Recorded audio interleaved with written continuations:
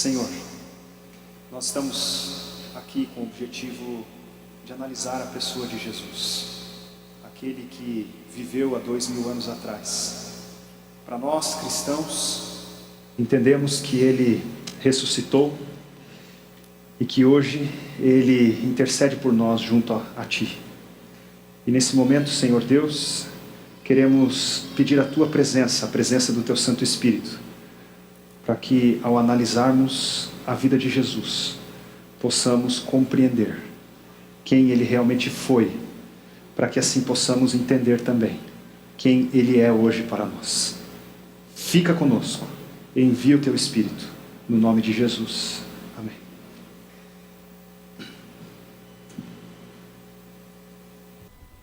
Uma alegria recebê-lo aqui no Viva Mais. Nós estamos numa série de mensagens que tem como objetivo analisar documentos. Já fizemos isso nas 2 primeiras partes dessa série de mensagens. E agora analisar a pessoa de Jesus Cristo. Nos próximos 2 sábados nós faremos isso.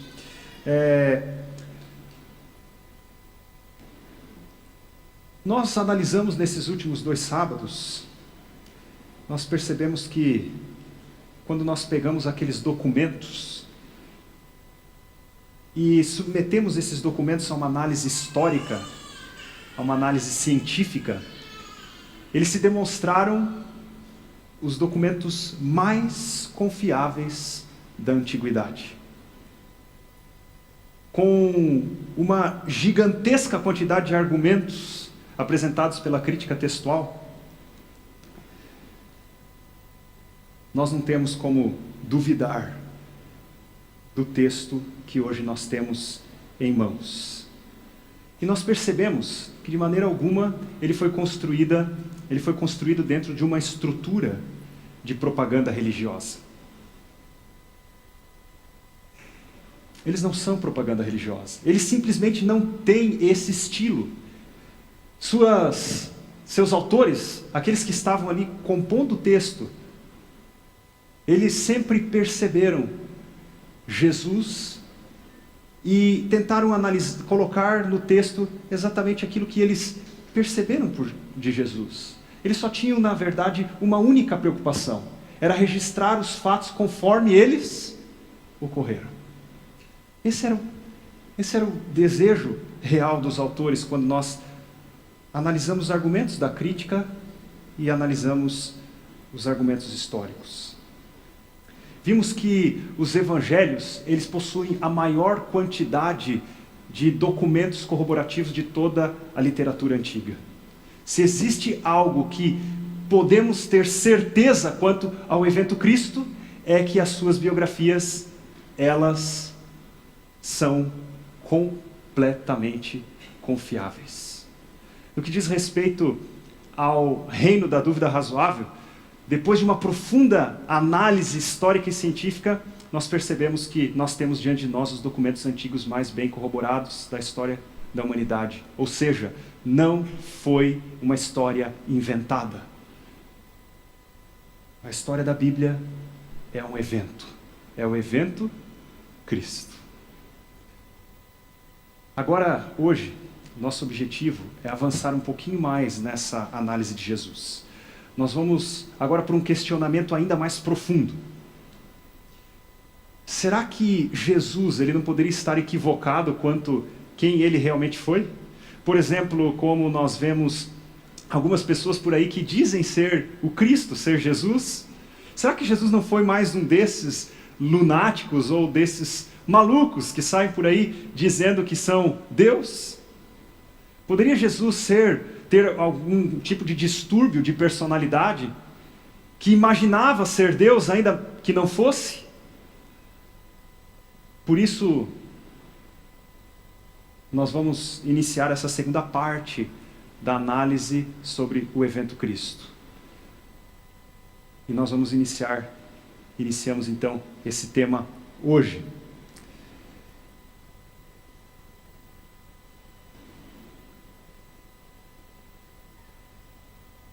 Eu queria começar aqui falando sobre essa questão de analisar Jesus, se ele foi um louco, um lunático, alguma coisa assim, como algumas pessoas pretendem até. Mas, na realidade, a maior parte dos críticos não dizem que Jesus foi um lunático. Eles não dizem isso. Eles dizem apenas que Jesus foi um sábio, um mestre da moral, da ética, alguém à frente mesmo do seu tempo, comparado a outros sábios que Buda, Confúcio, Lao Tse, Sócrates. Jesus não foi um lunático, porque um lunático não diria as coisas que ele disse. Mas eu queria fazer essa análise com você, queria convidar você a pensar um pouquinho na história de Jesus e ver se qual é mesmo o Jesus que existiu na história. Será que é esse Jesus sábio, apenas um mestre da moral? Será que ele tinha talvez um problema com ele mesmo? Qual poderia ser o problema dele? Essa perguntinha aqui. Jesus fazia um certo mistério quanto à sua identidade. Não sei se você já leu alguma vez o Evangelho e percebeu o seguinte, que parece que Jesus ele não fala claramente que ele era Deus, que ele era o Deus encarnado. Quando nós olhamos para as suas falas, parece que ele não fala isso de forma tão clara. Você já se perguntou isso alguma vez ao ler os Evangelhos? Por que Jesus não chega, talvez, e diz claramente sobre quem ele era? Né? Na realidade, queridos, Jesus não podia fazer isso. Vamos pensar aqui sobre a cultura que tinha ali no primeiro século entre os judeus. Como o monoteísmo era forte e eles defendiam isso de maneira muito veemente. Já imaginou se Jesus chegasse ali para aqueles religiosos do primeiro século, chegasse ali e dissesse assim: gente, oi, eu sou Deus, acabei de chegar aqui, né? Encarnei, e eu agora vim aqui conversar com vocês. Como é que vocês acham que ele seria interpretado? Como é que vocês acham que a sua mensagem seria compreendida diante da forma monoteísta como era a religião judaica? Nós cristãos também somos monoteístas, mas nós entendemos que desde o início, desde as escrituras antigas, sempre a divindade é apresentada em 3 pessoas. Mas não era essa a compreensão dos judeus no primeiro século. Seria com certeza um grande prejuízo para a sua mensagem. Ele não age assim sempre. Não é sempre que ele vela de certa forma a sua divindade. Algumas vezes ele realmente fala que ele é Deus. Principalmente quando ele está a sós com os seus discípulos. Quando ele está próximo dos seus discípulos, ele fala claramente sobre a sua divindade. Vamos ler esse texto, que é muito interessante aqui no Evangelho de Mateus. Ele diz assim, ó: chegando Jesus à região de Cesareia de Filipe, perguntou aos seus discípulos: quem os outros dizem que o Filho do Homem é? Eles responderam: alguns dizem que é João Batista, outros dizem Elias, e ainda outros dizem Jeremias ou um dos profetas. E aí Jesus pergunta: e vocês? Quem vocês dizem que eu sou? E Simão Pedro respondeu: tu és o Cristo, o Filho do Deus vivo. Respondeu Jesus: feliz é você, Simão, filho de Jonas, porque isso não foi revelado a você por carne ou sangue, mas por meu Pai que está no céu. Olha que coisa interessante a gente pensar um pouquinho nessa conversa de Jesus com seus discípulos. Jesus chega e fala assim: quem é que dizem que eu sou? E veja só, era mais fácil para um judeu entender que Jesus fosse um profeta que ressuscitou dos mortos, um antigo personagem importante que viveu no passado, mas que agora revivia, talvez por uma ressurreição. Era mais fácil eles entenderem Jesus assim do que ele entender que ele era o Filho de Deus. Dizer que ele era Filho de Deus significava na cultura judaica que ele era da mesma natureza de Deus, que ele era igual a Deus. Portanto, ninguém dos judeus diria que ele era o Filho de Deus. Mas Pedro, ele teve a coragem de dizer: tu és o Cristo, o Filho de Deus vivo. Nós entendemos que o Senhor é aquilo que foi prometido, tudo aquilo que foi prometido para nós pelas Escrituras hebraicas. Nós entendemos que o Senhor é quem nos foi prometido. Mas para o judeu era tão difícil acreditar nisso, que ele preferia acreditar que algum dos profetas antigos havia ressuscitado. Agora, uma coisa é fato. Os judeus não olhavam para Jesus, nenhum deles, e dizia: esse cara é um louco. Esse homem não sabe o que está dizendo. Esse homem não sabe para onde vai, ele não sabe o que está fazendo. Não. Eles sempre, mesmo no momento de não saber exatamente quem significava Jesus, ou quem era a pessoa de Jesus, eles sempre atribuíam a ele a algo valoroso.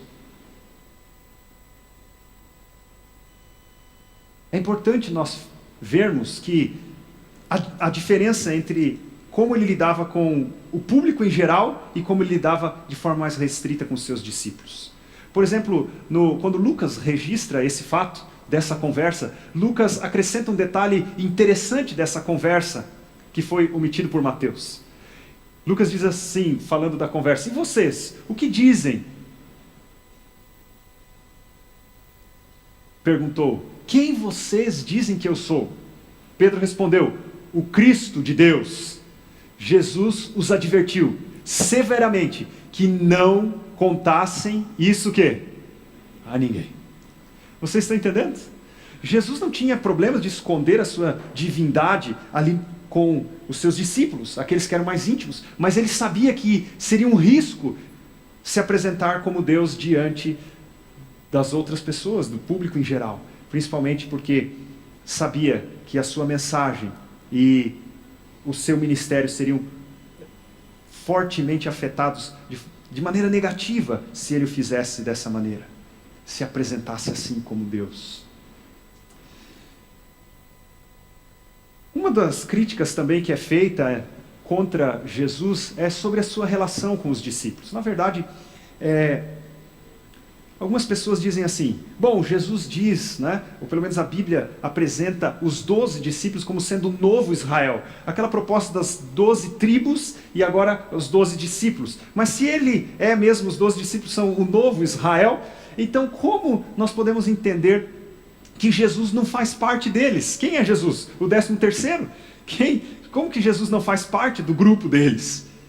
Essa talvez seja uma pergunta que você talvez já tenha se feito ao analisar essa questão do novo Israel. O que nós podemos observar quanto a essa crítica é, na verdade, que ela corrobora mesmo quem Jesus sabia que ele era. Veja bem, da mesma forma como Deus estava dirigindo as 12 tribos no Antigo Testamento, Jesus também está fora dos 12, dirigindo e formando os 12 discípulos. Outra característica interessante é a forma como João Batista, ele fala de Deus na pessoa de Jesus Cristo. Olha como Jesus considera João. Leia esse texto aqui de Lucas comigo. Eu digo que entre os que nasceram de mulher não há ninguém maior do que João. Se Jesus falou isso a respeito de João, e João falou que a respeito de Jesus, convém que ele cresça e eu diminua. Então pensa, se ele falou que esse era o maior nascido entre as mulheres, então o que Jesus era? Se João mesmo disse que Jesus, que convenceria, que seria correto que ele crescesse e João diminuísse. Ou seja, queridos, Jesus, ele sabia quem ele era. Jesus, ele não tinha dúvida quanto à sua pessoa.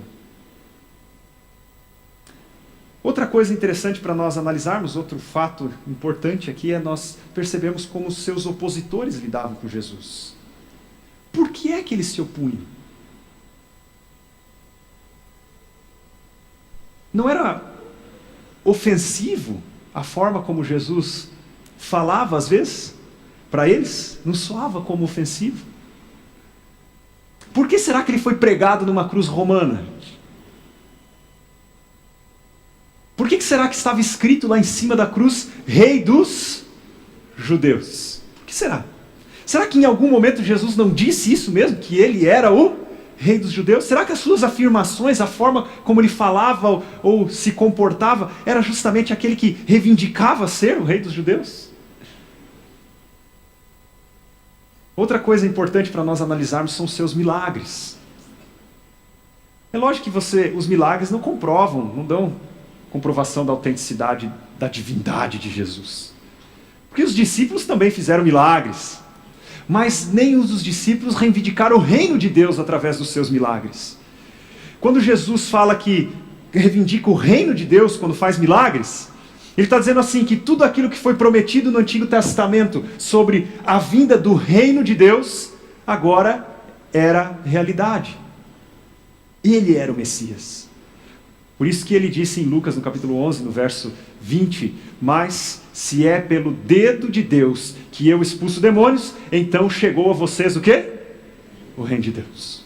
Chegou o reino de Deus. Em outras palavras, ele está dizendo, chegou o Messias. Eu sou o Messias. Gente, falar isso no contexto daquela época era algo muito difícil. Extremamente desafiador.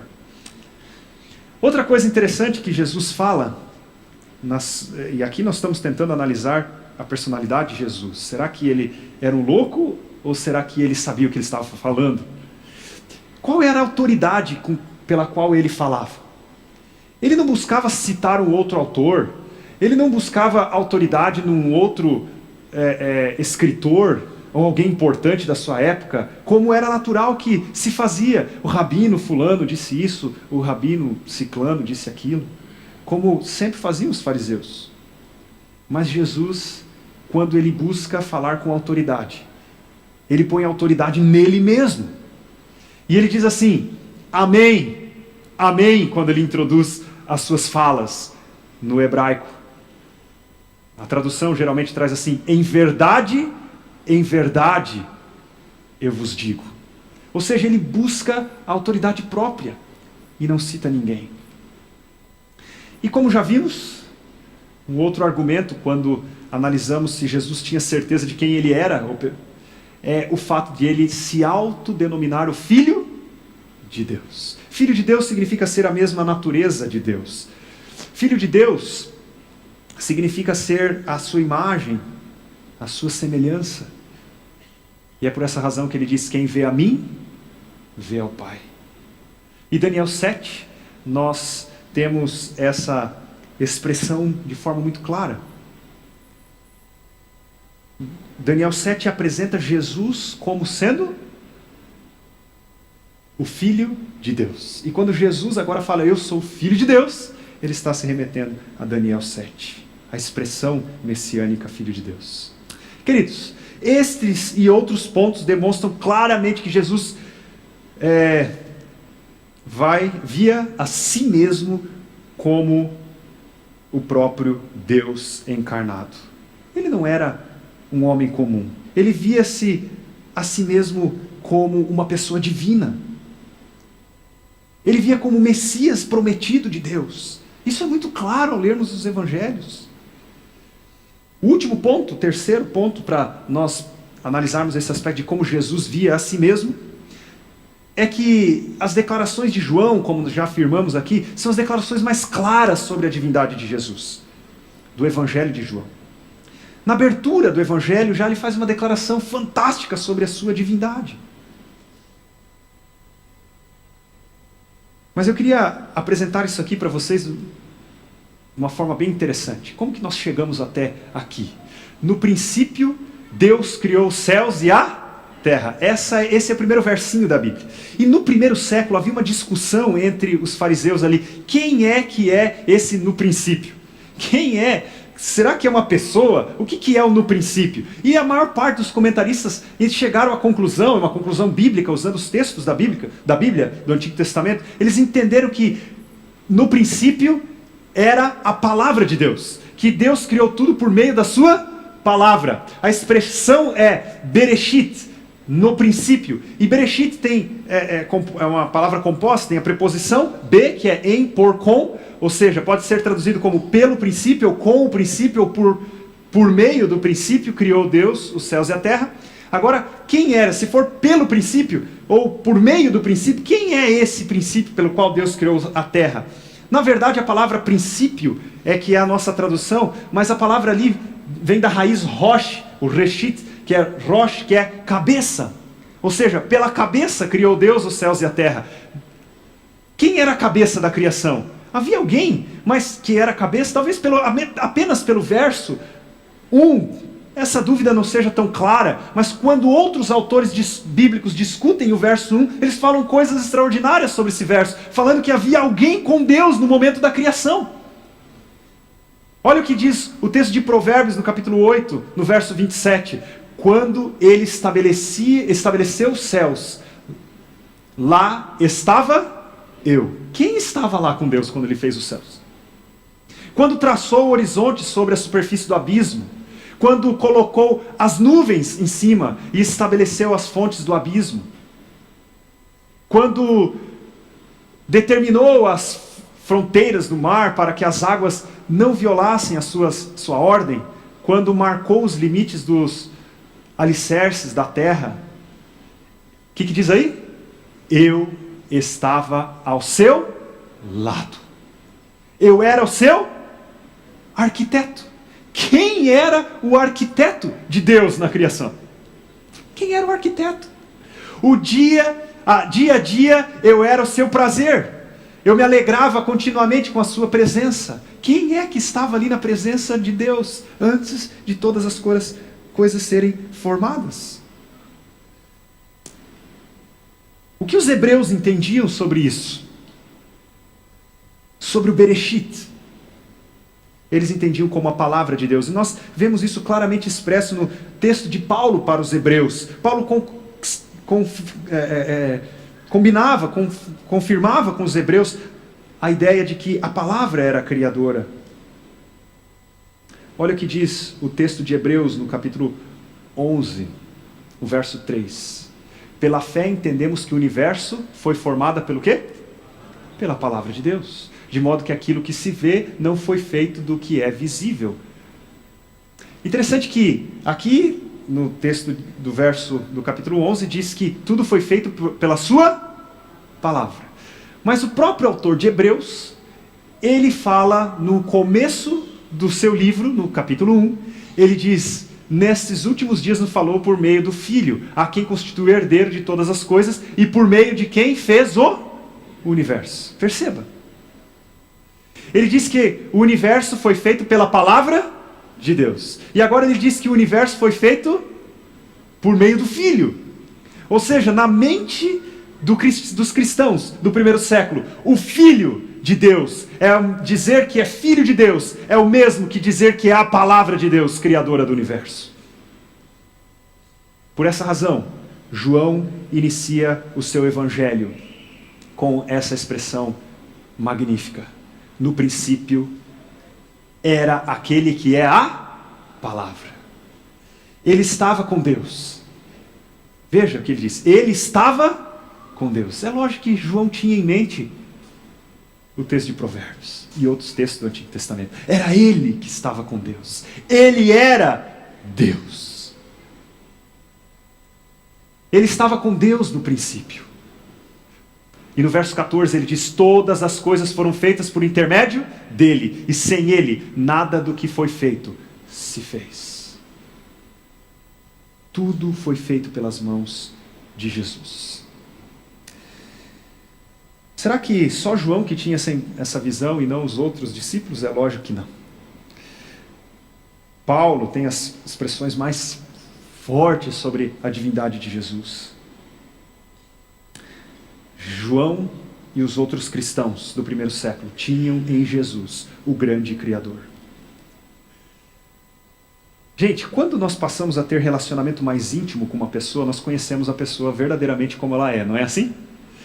Às vezes a gente tem uma expectativa sobre uma pessoa, né? A gente vê uma pessoa assim com uma certa admiração, a gente olha para ela e fala: puxa, essa pessoa aqui é tão legal, olha como essa pessoa é desprendida, essa pessoa é assim, essa pessoa... A gente olha, a gente joga um monte de expectativas em cima dessa pessoa, mas como a gente conhece ela de maneira um pouco mais íntima, né? E a gente se torna, fala, puxa vida, ele é desse jeito, né? Eu não imaginava que ele tinha esse defeito. E a gente vai conhecendo a pessoa e parece que o brilho que a pessoa tinha começa a apagar. As meninas solteiras aqui estão dando uma risadinha, né?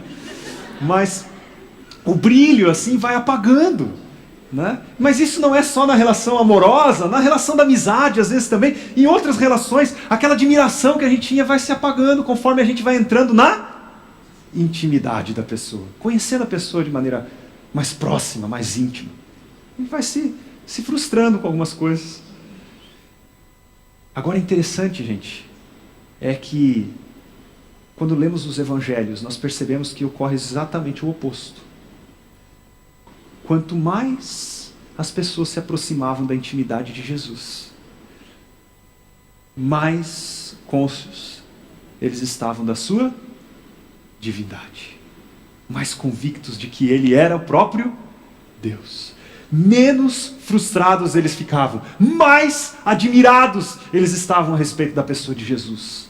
Quanto mais o conheciam profundamente, melhor ficava a compreensão deles de que de fato ele era o Deus encarnado. Por isso Pedro pôde afirmar daquela forma.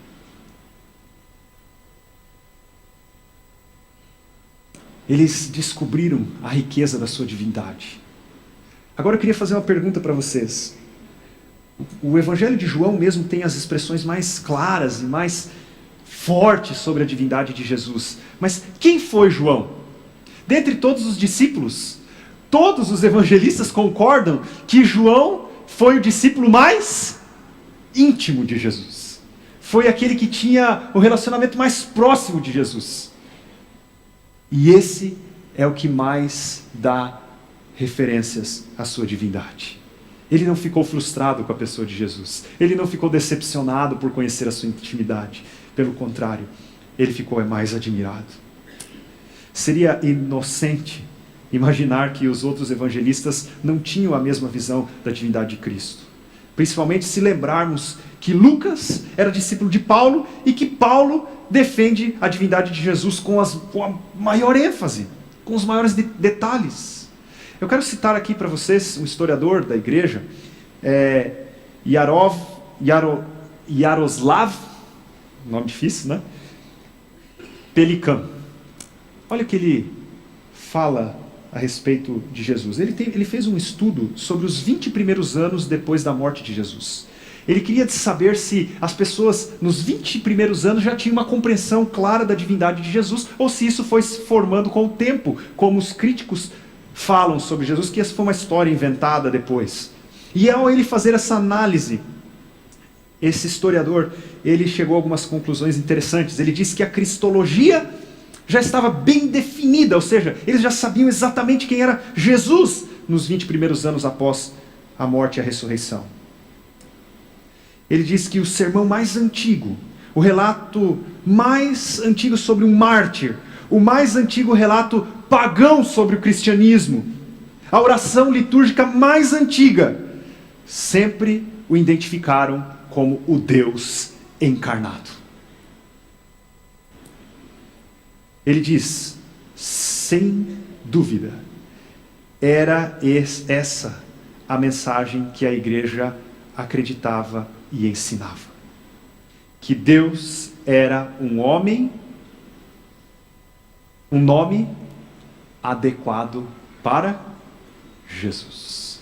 Deus é um nome adequado para a pessoa de Jesus. E aqui, queridos, nós percebemos o seguinte. Na mente de Jesus, ele não tinha dúvida de quem ele era. Ele não estava em dúvida se ele era Deus ou não. Na mente daquelas pessoas mais íntimas e próximas de Jesus também não existia dúvida.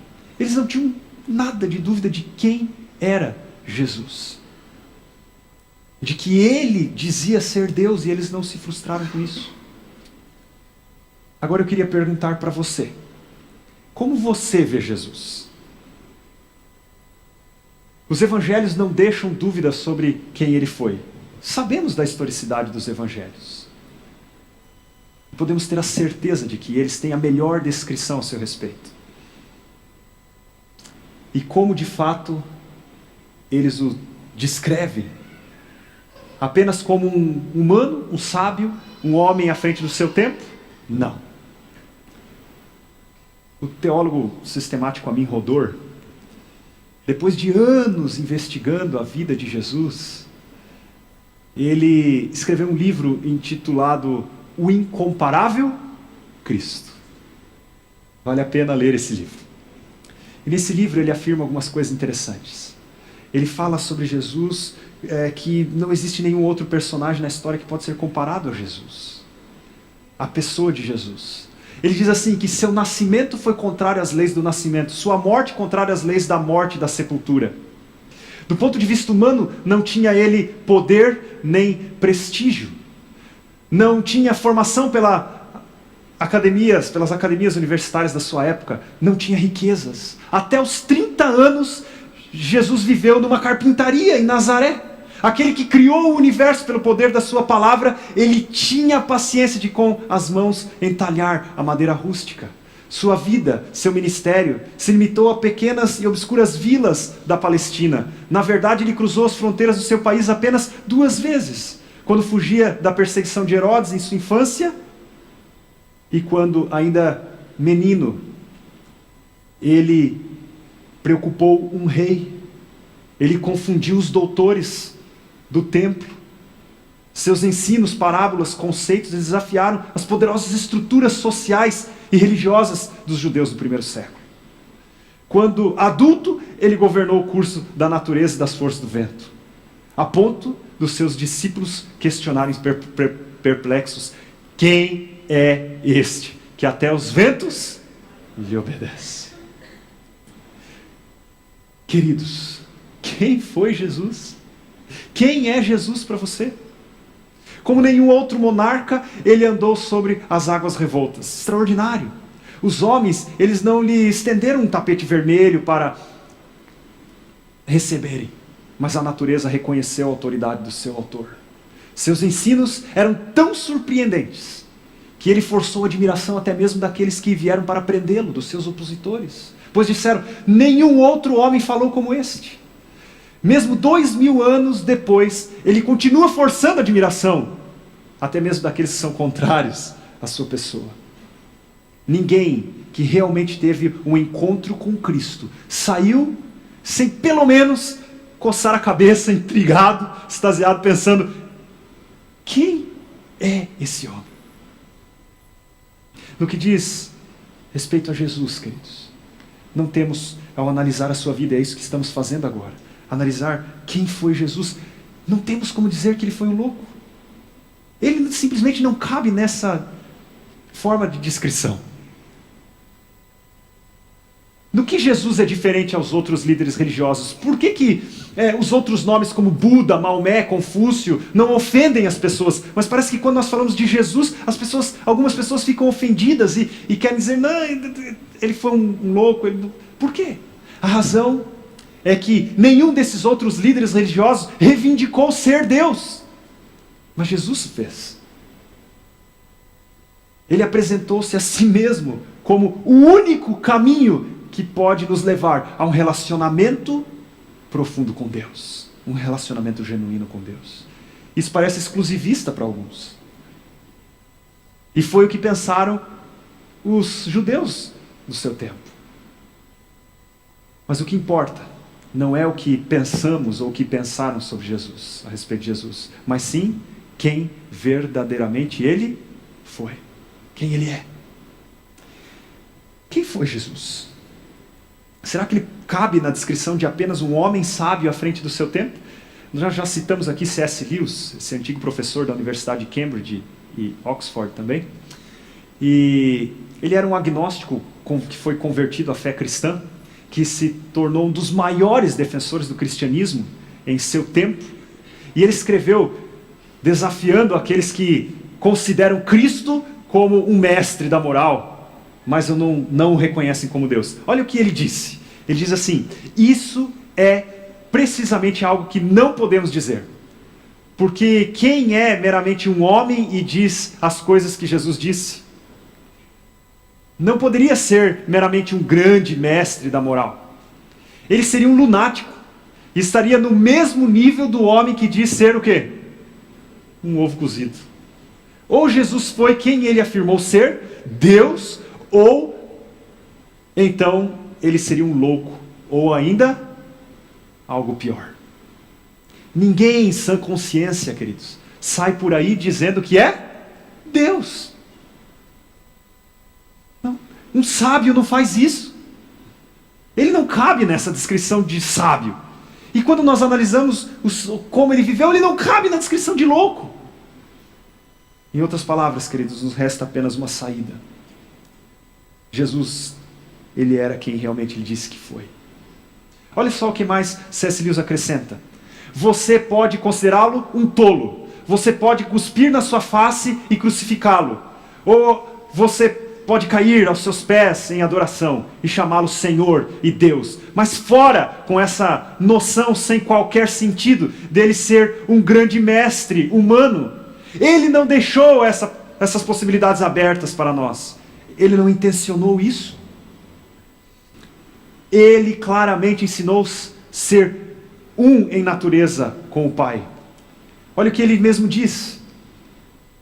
Quem não honra o Pai, quem não honra o Filho, não honra o Pai. Quem vê a mim, vê o Pai. Eu e o Pai somos um. Aquele que me odeia, odeia também a meu Pai. Essas referências indicam que ele se considerava da mesma natureza do Pai. Ele sabia ou não sabia o que ele estava dizendo, queridos? Ele sabia ou não sabia quem ele era? Ele era um demente? Quando nós analisamos a sua compostura, a sua prudência, a profundidade dos seus ensinos, não temos como imaginar que ele fosse um louco. Um louco não sai por aí ajudando as pessoas. Um louco não sai por aí transformando a vida das pessoas. Ele curou multidões sem remédio, sem cobrar honorário. Nunca escreveu um livro, nem compôs uma música. Mas as bibliotecas do mundo inteiro estão cheias de compêndio a seu respeito. A pessoa que mais foi alvo de estudos de todos os registros humanos. Fonte de inspiração para milhares de poesias e milhares de composições. Jesus, na história, ele reina supremo. Nunca exerceu formalmente a medicina ou a psicologia, em qualquer consultório, mas ele tem curado mais corações partidos do que todos os psicólogos e médicos e psiquiatras juntos. Aliás, coração partido é a especialidade dele. O Novo Testamento não dá nenhuma margem, nenhuma sombra de dúvida dentro do reino da dúvida razoável, no que diz respeito à sua identidade. Olha o que ele diz.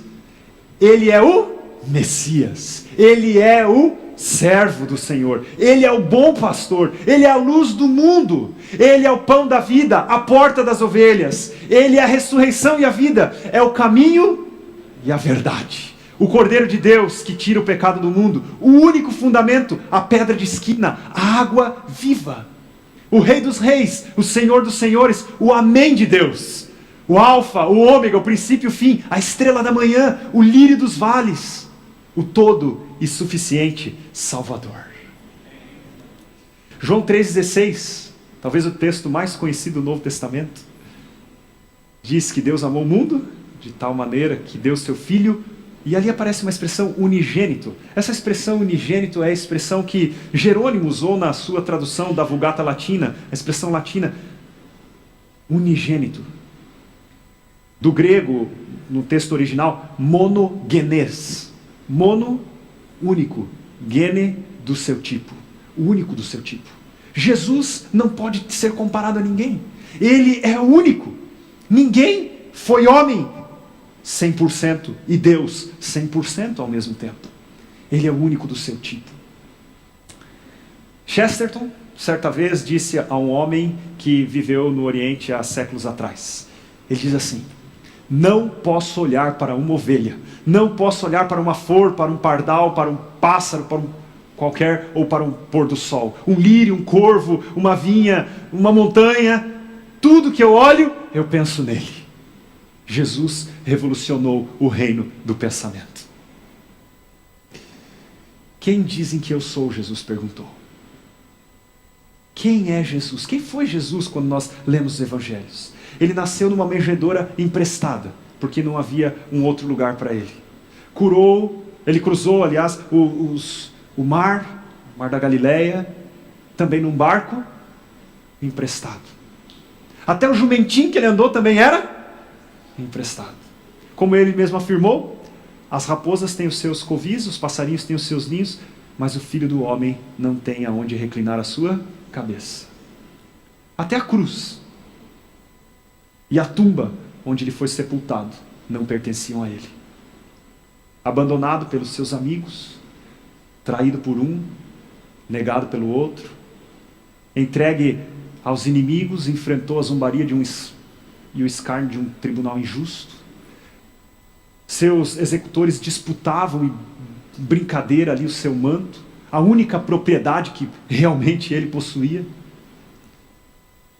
João 19 diz que o seu manto, ele não tinha nenhuma costura, símbolo da sua perfeita justiça. Roupa, justiça, que ele oferece para você e que ele oferece para mim.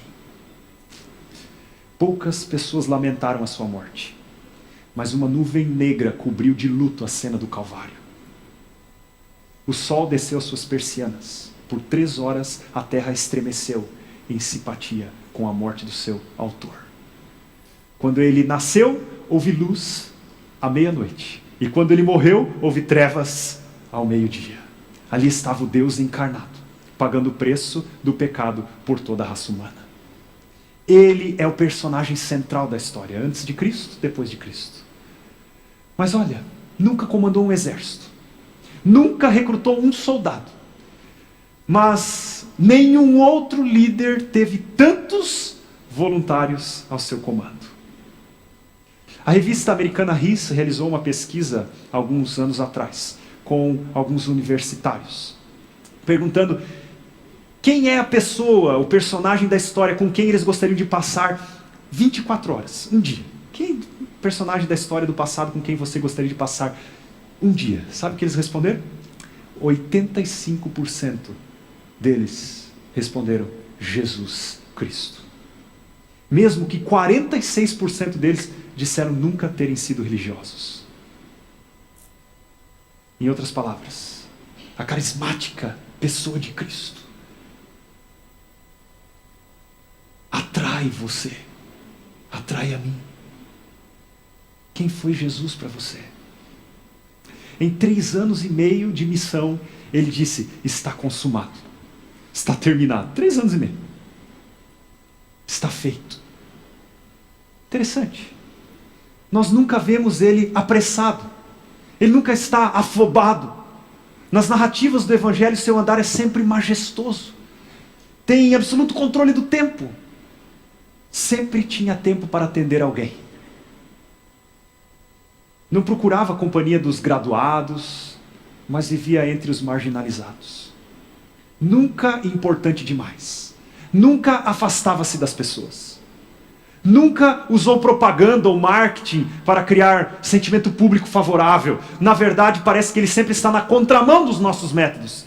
Ele não enfeitou, ele não adornou, ele não tornou seus ensinos mais palatáveis para as pessoas. Às vezes parece até que ele está desencorajando as pessoas.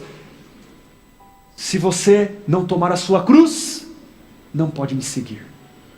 Ele não quis dar falsas ilusões às pessoas. Ele não organizou um partido político para promovê-lo. Ele não estabeleceu um exército para impor as suas ideias. Seus ensinos, sua ética, são verdadeiros paradoxos. Jesus disse, quando você serve, é que você é grande. No mundo moderno, sofisticado que nós vivemos, as pessoas dizem que forte é aquele que está no topo da pirâmide, que manda e os outros obedecem. Para Jesus, forte é aquele que tem força suficiente para colocar os ombros debaixo da cruz do outro. Seus paradoxos nunca constituem um exército, mas ele disse, os mansos é que herdarão a terra. Os puros verão a Deus. Felizes são aqueles que choram. Jesus cumpriu seu propósito da sua vida em apenas 3 anos e meio. Sem depender de força, sem depender de organização, de cultura, de reforma. Sua única credencial era Ele mesmo. Nunca citou ninguém, apenas Ele mesmo, quando citava o Antigo Testamento, que Ele mesmo havia inspirado. Jesus extraordinário nos seus métodos. Veja como Ele encarna. Se Jesus me perguntasse, né? Falasse assim, olha, eu quero impactar o mundo com a minha vinda. Onde que eu tenho que nascer? Eu diria, nasce em Roma. Né? Faça aparecer ali uma pediatria, estale os dedos assim, uma pediatria especializada com todos os recursos da obstetrícia. Mas por que Jerusalém? Um lugar quase insignificante. Ele escolheu nascer entre as pessoas simples. Os pastores foram avisados e não os imperadores. Jesus rejeitou até mesmo a ideia de pedigree, de pureza de sangue. Em sua linhagem, você encontra gente como Raabe, prostituta, Ruth. Por quê? Sabe por quê, queridos? Jesus não queria que nada dessas coisas servisse de obstáculo para você e para mim. Veja os discípulos de Jesus. Jesus tinha uma ótica diferente da nossa. Olha, a rota que ele toma é sempre diferente. Sempre na contramão. Veja os discípulos que ele escolheu. Paulo tinha os fuzis curtos.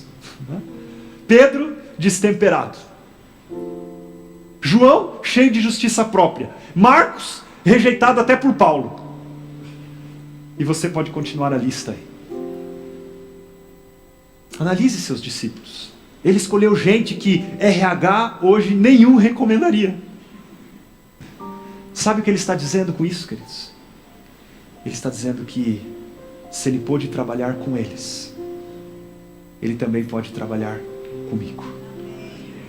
E ele pode trabalhar com você.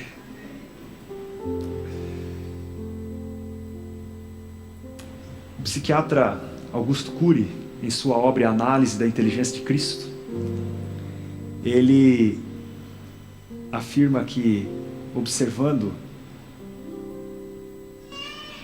os grandes inimigos de Jesus, entre eles Karl Marx, Freud, Nietzsche, ele diz assim que se eles tivessem tido a oportunidade de conhecer Cristo como ele teve, se não se transformassem em seus amigos, com certeza deixariam de ser inimigos. Eu queria que vocês ouvissem esse homem que foi um ateu, um psiquiatra que, ao analisar várias pessoas com mentes extraordinárias do passado, caiu sobre a responsabilidade dele analisar Jesus. E veja o que aconteceu com ele depois disso.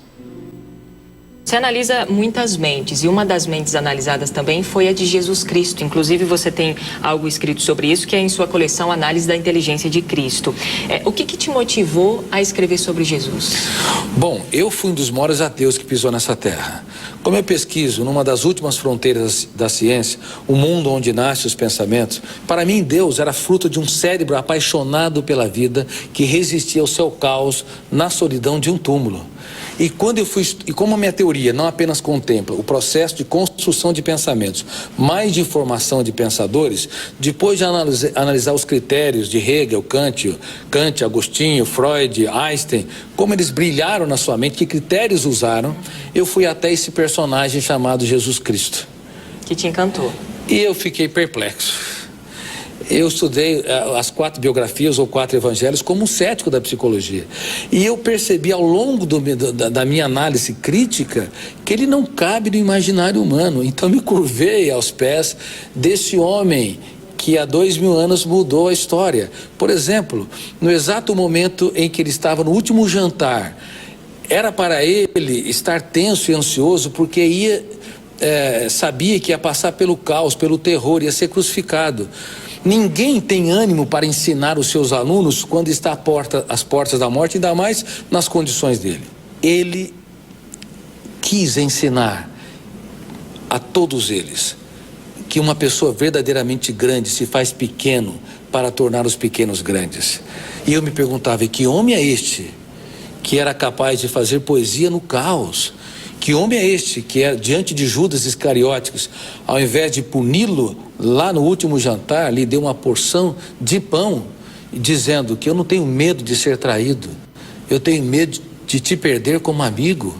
Então, sob os olhos da ciência, eu fiquei extremamente atônito e percebi que este homem não poderia ser apenas um homem. Ele está além dos limites da imaginação. Foi aí que eu passei a crer nele como filho de Deus. Ok. E uma parte do relato da história desse conhecido psiquiatra. Mas e na sua história? Como é Jesus para você?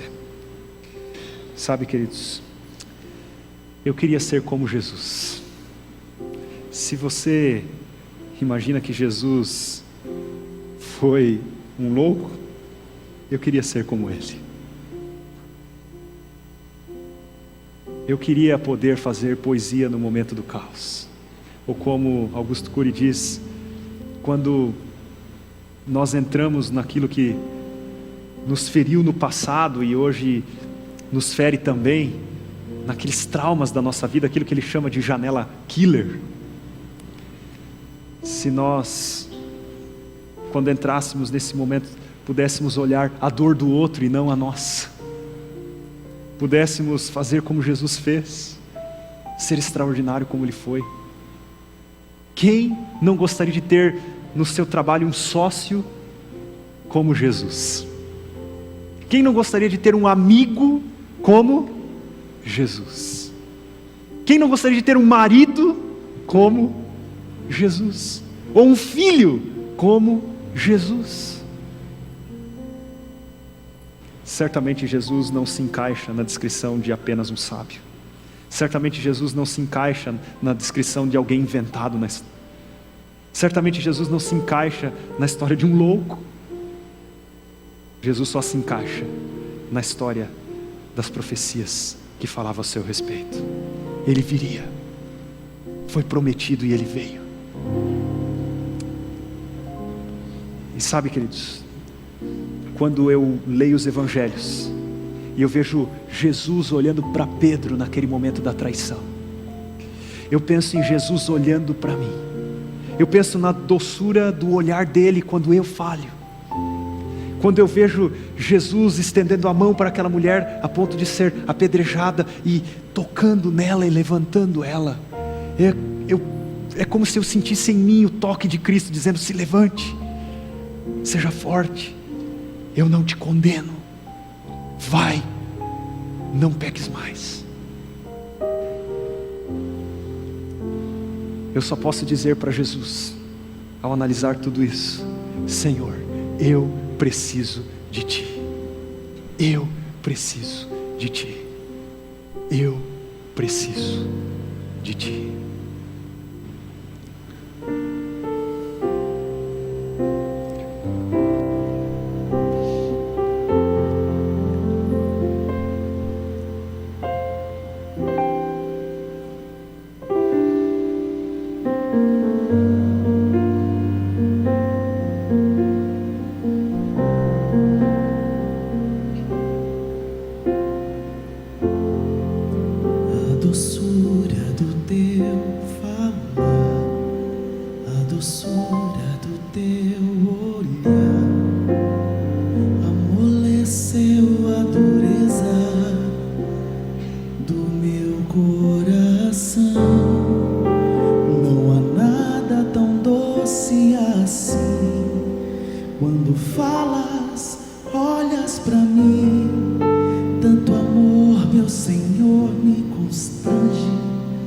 Me derreto por dentro de mim.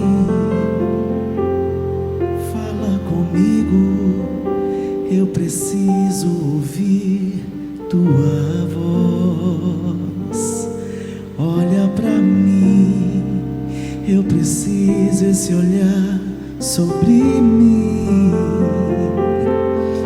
Fala comigo, eu preciso ouvir tua voz. Olha pra mim, eu preciso esse olhar pra mudar o meu modo de ser, pra mudar meu olhar, meu viver, para ser como és, meu Senhor.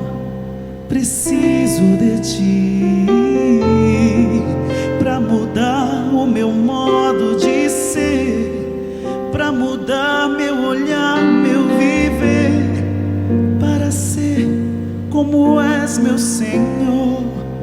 Preciso de ti.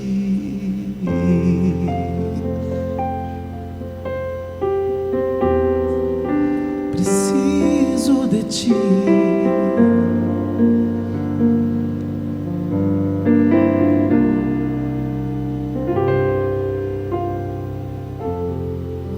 A doçura do teu falar, a doçura do teu olhar, amoleceu a dureza do meu coração. Não há nada tão doce assim.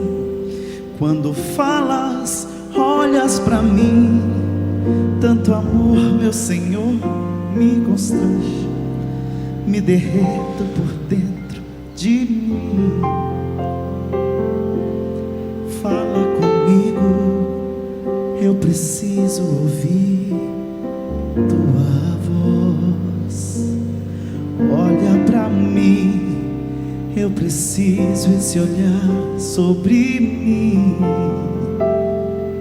Fala comigo, eu preciso ouvir tua voz.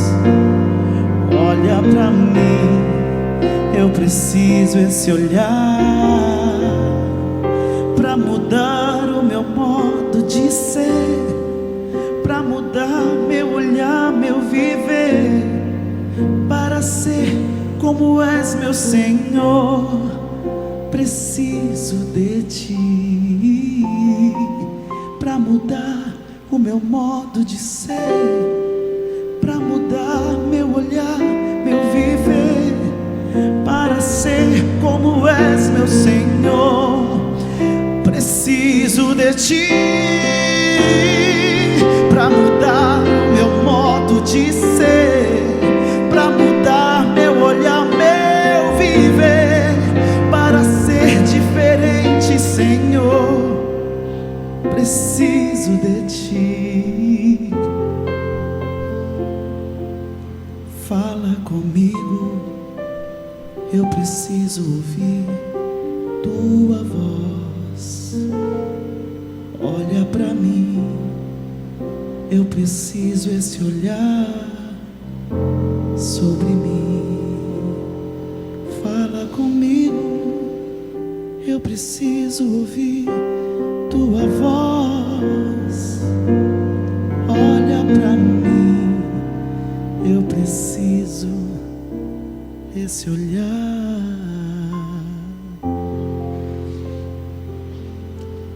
Senhor Deus, nós precisamos do Senhor. Nós precisamos aprender do Senhor. Nós precisamos ser mais semelhantes ao Senhor. Nós precisamos ouvir a tua voz. Nós precisamos do teu olhar. Nós precisamos do teu toque. Nós precisamos do teu abraço. Nós precisamos do teu conselho. Nós precisamos de ti. Nós precisamos de ti. Senhor, nós precisamos de ti. Por isso, nesse momento, Senhor, nós nos entregamos a ti e pedimos: muda o nosso modo de ser, muda o nosso olhar, muda o nosso viver. É o que nós te pedimos. Queremos ser semelhantes a Jesus, e é no nome de Jesus que oramos. Amém, Senhor. Uma semana feliz e abençoada para você. Para mudar meu olhar, meu viver,